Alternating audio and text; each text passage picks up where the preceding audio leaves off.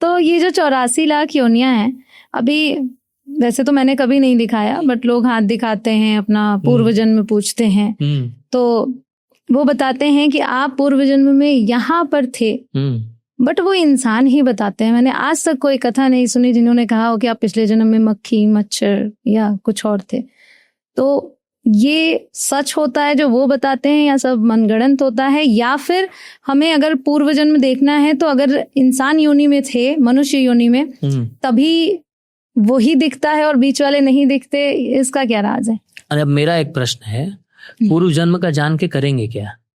नहीं, जानना तो नहीं है, बट मैंने बहुत लोगों को ऐसे बातें करते सुने, तो मुझे उन्हें समझाना है। मैं उन्हें समझाऊं कैसे? सबसे पहले उनको यही समझाना, जान के तुम करोगे क्या, ये बताओ। कोई फायदा तो नहीं करोगे, बल्कि बहुत ज्यादा परेशान हो जाएंगे अगर पता हो। इसीलिए भगवान हमको याद नहीं दिलाते हैं, क्योंकि फिर आपको लगेगा वो भी मेरी माँ है, अब इस माँ को देखूं कि उस माँ को देखूं। टर्मोइल सिचुएशन में आ जाएगा वो तो बहुत ही मुश्किल हो जाएगा। भगवान ने 15वें अध्याय के 15वां श्लोक में कहा भगवद गीता में, by me comes remembrance, knowledge and forgetfulness.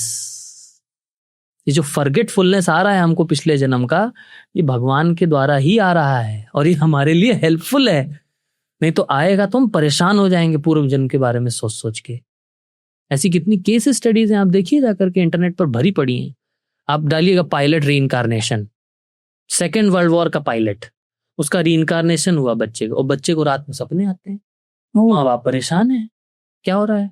वो पायलट का रीइंकारनेशन हुआ है, और जब बोलने वाला, बचपन में वो प्लेन बना के उड़ाता है, और जहां भी प्लेन की एग्जीबिशन देखता है वहां जाता है, सारे पार्ट्स बताता है, ये प्लेन ऐसा है, ये प्लेन इसमें ये पार्ट है, इसमें ये पार्ट है, इसमें ये पार्ट है। मम्मी पापा परेशान, इसको क्या हो रखा है? और रात में सपने में उठने लगता है, oh he is attacking me, he is killing me, he is attack. क्या हो रहा है? अब जब बच्चा 7 साल का हो गया, बताने लायक हो गया, तब उसने बताया, माई नेम इज दिस, मैंने वर्ल्ड वॉर 2 में जो है प्लेन उड़ाया था, Japanese are attacking me, Japanese are attacking. Japanese ने अटैक किया था ना, तो सारी चीजें याद थी उसको, सब याद था।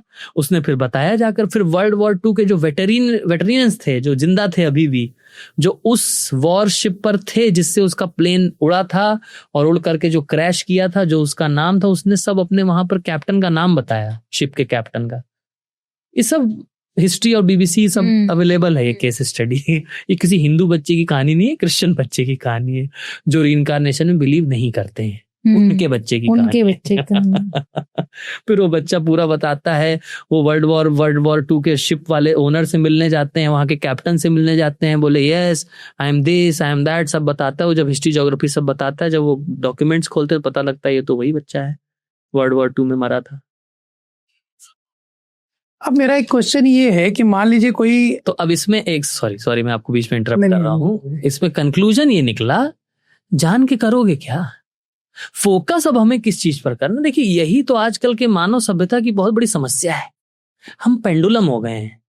बहुत लोग जाते हैं ये दिस कि पूर्व जन्म का पता करना है कि मैं क्या था। हम पेंडुलम हो गए, वही तो कह रहा हूँ, बहुत बड़ा दुर्भाग्य है। Either we are living in past और we are hankering about future. इसके दोनों पास्ट और फ्यूचर के चक्कर में प्रेजेंट को बर्बाद कर रहे हैं। अभी हमारे हाथ में क्या है? प्रेजेंट। अभी हमारे हाथ में क्या है? प्रेजेंट। और ये सबसे अच्छा है। This is a gift of Krishna, gift of God given to us. लेकिन हम अपने जीवन को बर्बाद करने हैं, या तो पास्ट के टर्मोइल में, या तो फ्यूचर के हैंकरिंग में। Either we are lamenting about past और we are hankering about future. That is why we are always disturbed in our present.